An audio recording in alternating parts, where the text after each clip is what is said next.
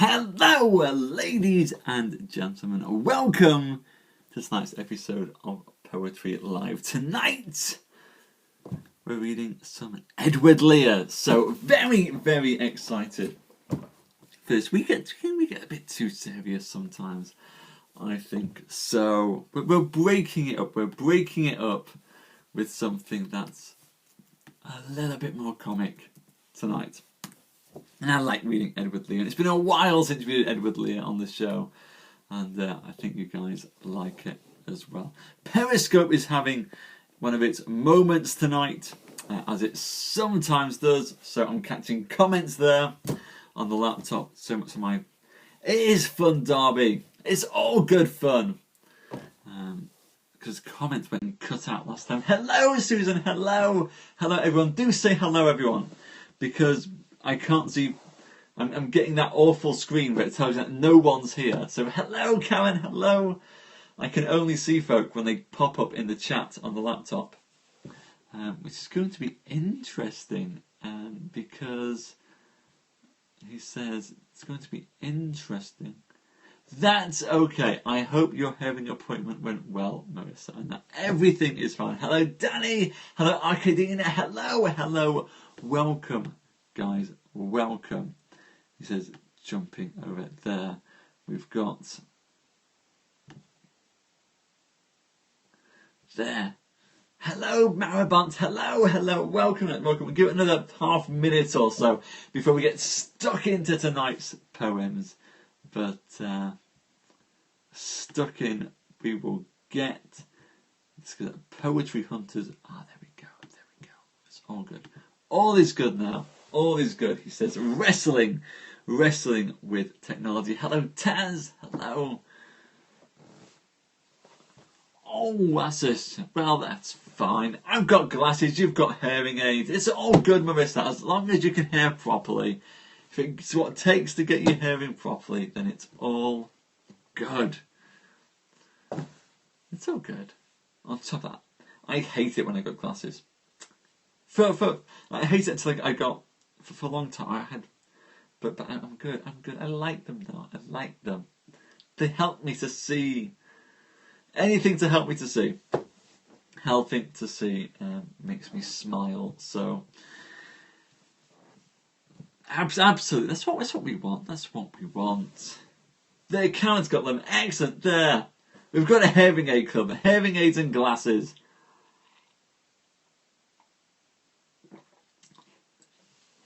Well, it's good to get it fixed now, then, Marissa and Marabont. You are in for a treat, then. Edward Lear was a wonderful, wonderful, brilliant poet. He's Victorian, wasn't he? Edward Lear. Yes, he was Victorian. So he is what we call a nonsense poet. It's a bit unfair. He wrote fun poems that were really sort of aimed at children and aimed at, oh, don't be scared, Marissa. Maybe it will be great. Trust me, Marissa, when you get a sense back that you've been missing, I didn't realise that I was short-sighted. Or am I long-sighted? I'm either short-sighted or long-sighted, and one of the sighted, I didn't realise that I couldn't see properly all the way through seniors. So, like, sort of the first 3.5 years at seniors. And what I did was I started off sat at the back of the class, and then I progressively moved towards the front of the class as I tried to see the board because I was having difficulty with it.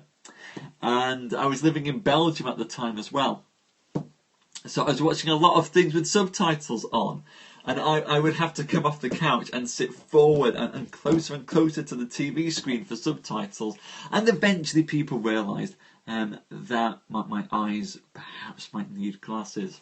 And I still remember the first time I had glasses put on and walked around with them.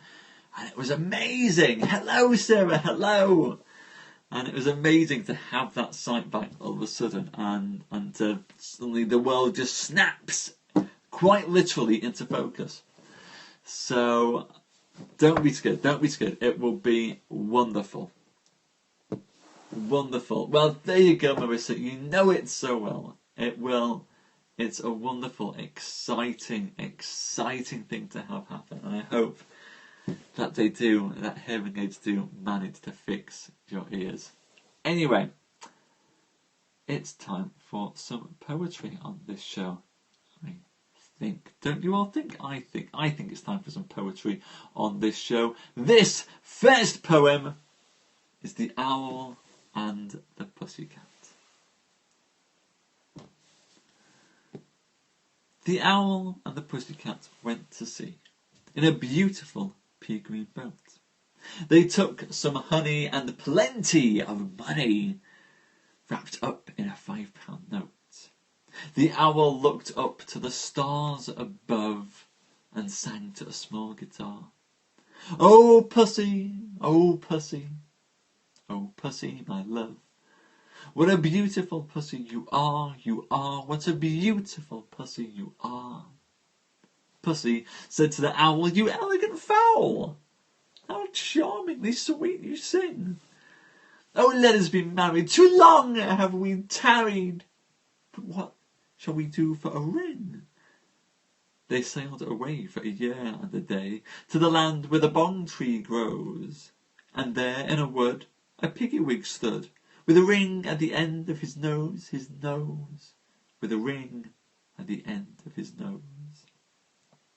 There, pig, are you willing to sell for 1 shilling your ring? Said the piggy. Ah, well.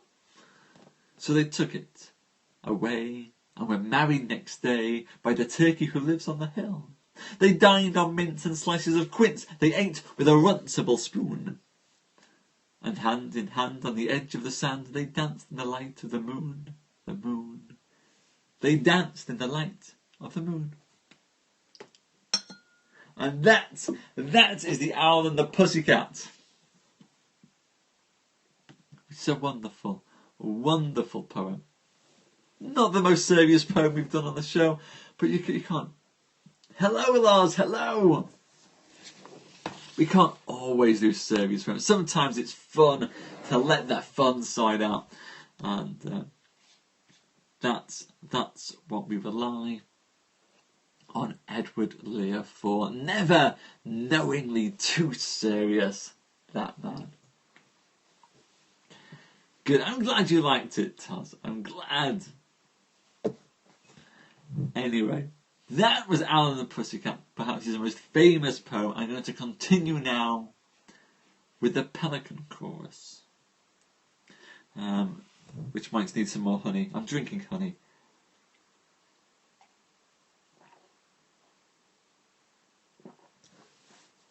That's a lot of honey and lemon. Right. King and queen of the pelicans we, no other birds so grand we see. None but we have feet like fins with lovely leathery throats and chins. Plofskin, Pluffskin, Pelican, gee, we think no birds as happy as we.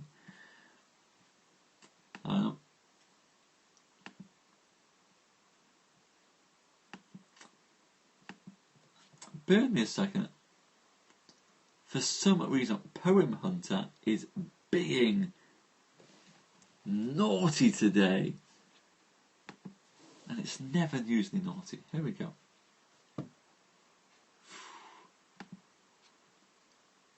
King and queen of pelicans we, no other birds so grand we see. None but we have feet like fins with lovely leathery throats and chins. Plofskin, Puffskin, Pelican, gee. No, we think no birds as happy as we. Plumpskin, Plushkin, Pelican, Jill. We think so then, we thought those still.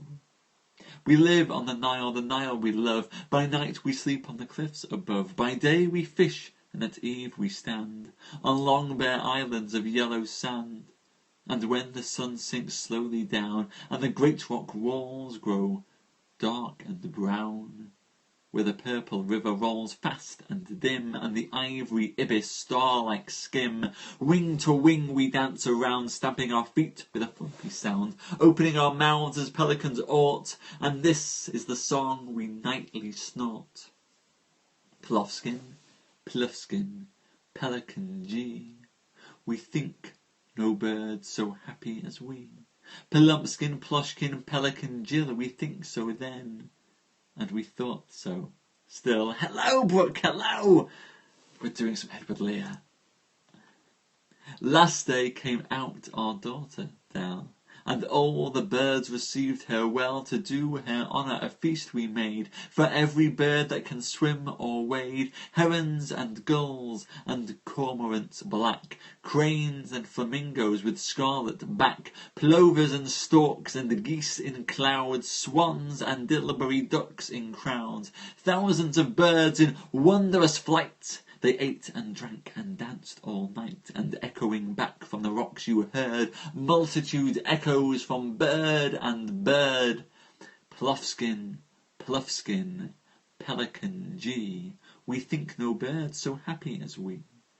Plumpskin, Plushkin, Pelican Jill, we think so then, we thought so still. Yes, they came, and among the rest, the king of the cranes all grandly dressed. Such a lovely tail! Its feathers float between the ends of his blue dress coat, with pea-green trousers all so neat, and a delicate frill to hide his feet. For though no one speaks of it, everyone knows he has got no webs between his toes.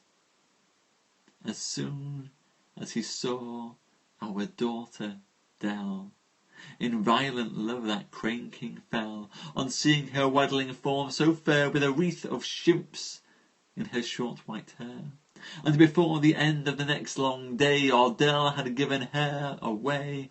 For the king of the cranes had won that heart with a crocodile's egg and a large fish tart. She vowed to marry the king of the cranes, leaving the Nile for stranger plains. And away they flew in a gathering crowd of endless birds in a lengthening cloud. Plofskin, Plufskin, and Pelican G, we think no bird so happy as we. Plumpskin, Ploshkin, Pelican Jill, we think so then, we thought so still. And far away in the twilight sky we heard them singing in a lessening cry. Further and further till out of sight, and we stood alone in the silent night. Often since, in the nights of June, we sit on the sand and watch the moon. She dwells by the streams of the Chankly Bore, and we probably never shall see her more. Plofskin, Plufskin, Pelican G, we think no bird so happy as we. Plumpskin, Ploshkin, Pelican Jill, we think so then, and we thought so still. There, and that was the Pelican Chorus by Edward Lear. I hope you guys like that. Welcome, Brooke. Hello, hello. Good to see you on here. Good to see you as well, Lars. Hello there. Hello, Herbert. Thank you, Sarah. Thank you. It's fun to do the tongue-tyingly stuff sometimes. And actually, although Lear isn't thought as much as a great meaningful poet, I think his use of language and rhyme, as you're pointing out there, is fabulous. I mean, this man knows how to tell a poem. He knows how to make poetry accessible and to draw you in. And that's a wonderful, wonderful skill to have. So, rock on, Edward Lear.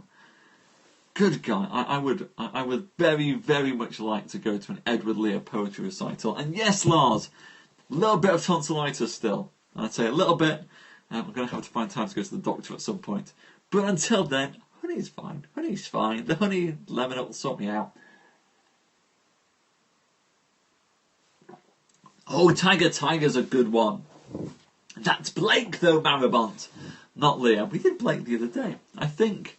Oh, Blake's on the website. If you go to the website, I don't have a piece of paper with the website on it, but if you go to the website, Maribont, SimonTellsTales.com, and you check out the Blake broadcast on there, we do Tiger. It's the broadcast with a picture of a sheep on it. Sheep for Blake. Anyway. I think the Vikings had the right approach, Lars. One last poem by Mr. Edward Lear to round off the evening, ladies and gents. This is the Jumblies.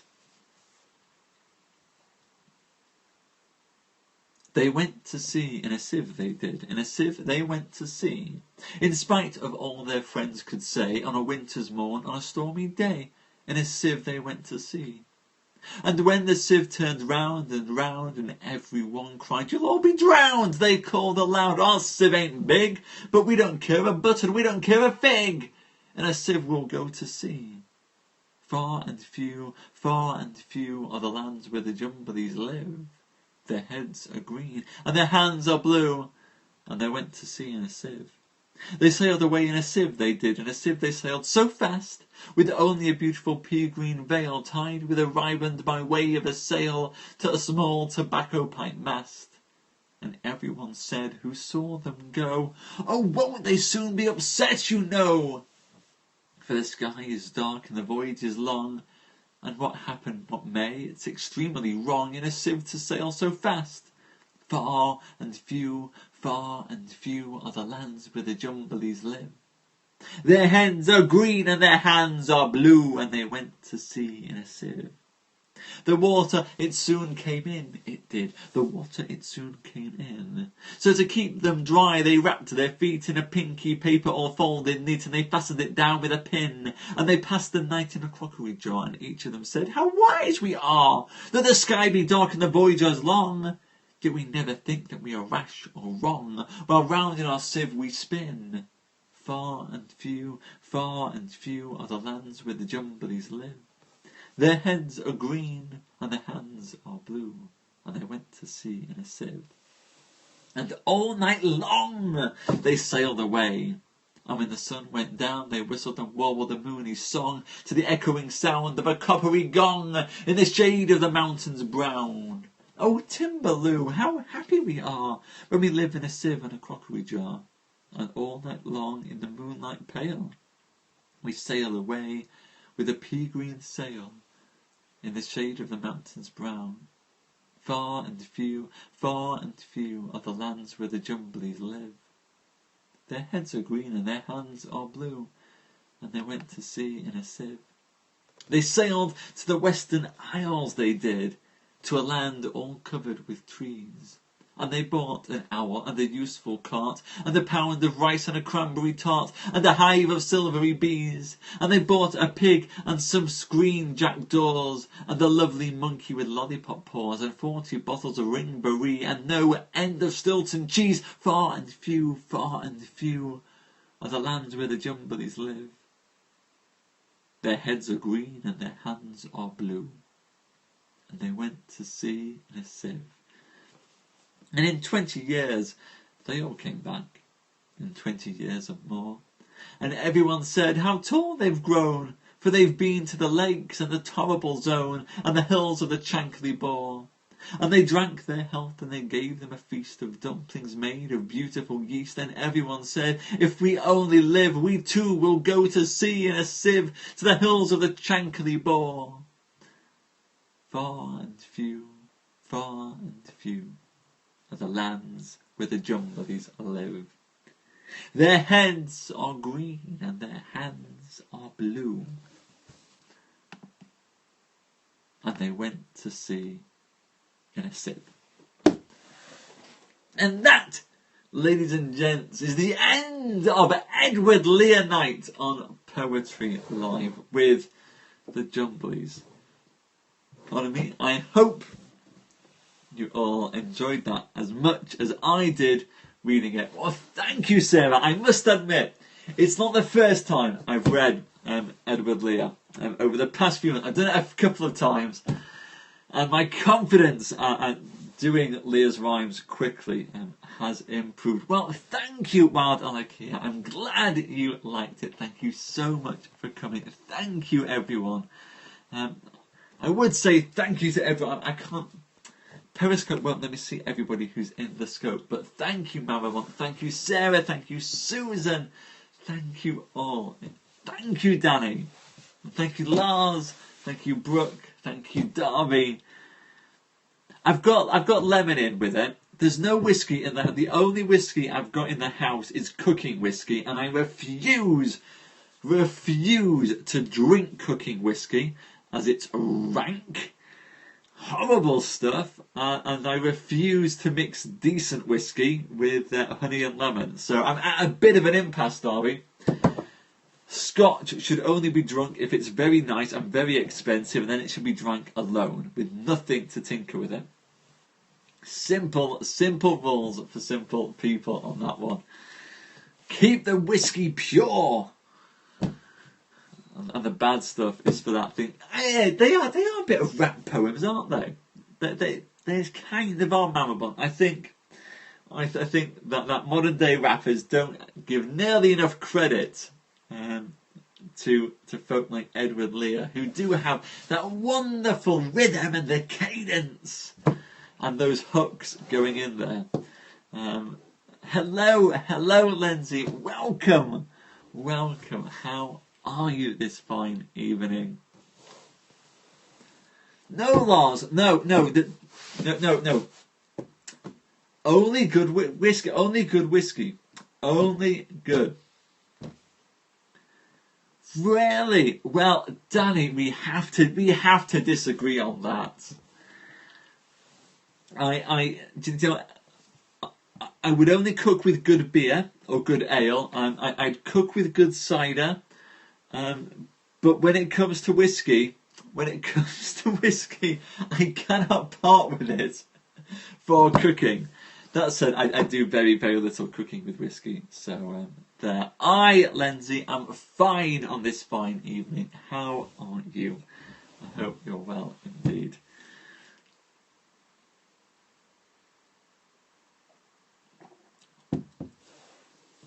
I have drunk oil in the past. I have drunk olive oil.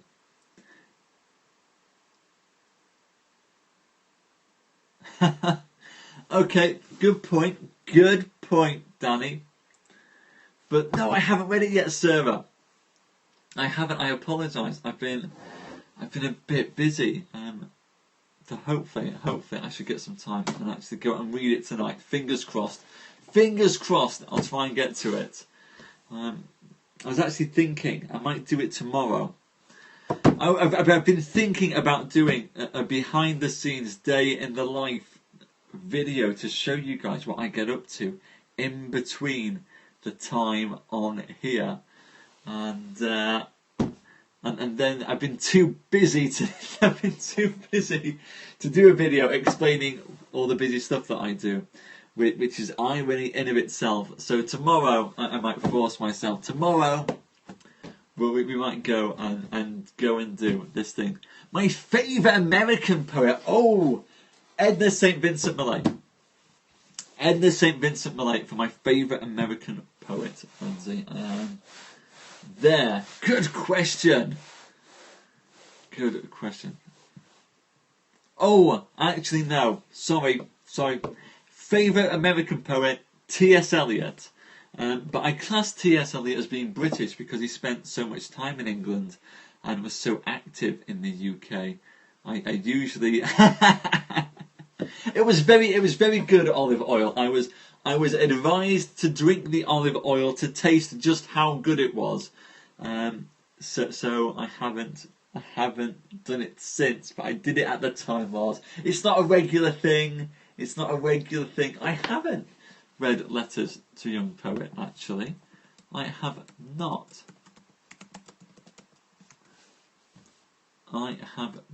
Sarah. But I shall add that. To the list. I'm looking forward to doing lots of poetry reading over Christmas. I'm stocking up on little bits of poetry to get myself through. Well, I think that's understandable, Susan. I know how that feels. Excellent. Well, okay, two people saying to read letters. Well, I'll definitely add that to the list. Then, letters to a young poet. Sorted. Brilliant. Thank you very much for that.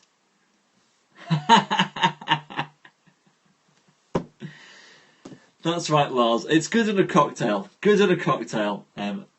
Olive oil. And congratulations on selling a photo, Susan. Congratulations.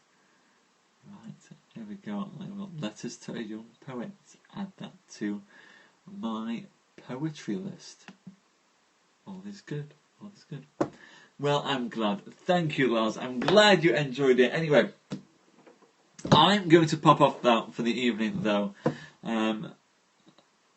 Probably going to have to go and chat to the doctor about some antibiotics for this damn throat at some point. But I'm just going to go and pop off and not strain my throat too much. And you guys are making me laugh too hard. My throat's straining now. So stop making me laugh. I'm going to run away. Thank you so much, everyone, for coming tonight. It's been great to see you all. Thank you for letting me share some Edward Lear with you. It's been wonderful. And have a wonderful evening, all of you. I really enjoyed this. Not sure who we're reading yet tomorrow, but there will come no whiskey, just honey, lemon, and determination. That's what I need, and antibiotics at this point, I think. Anyway, have a good night, everyone. Bye bye. Thank you, Marissa. Bye bye.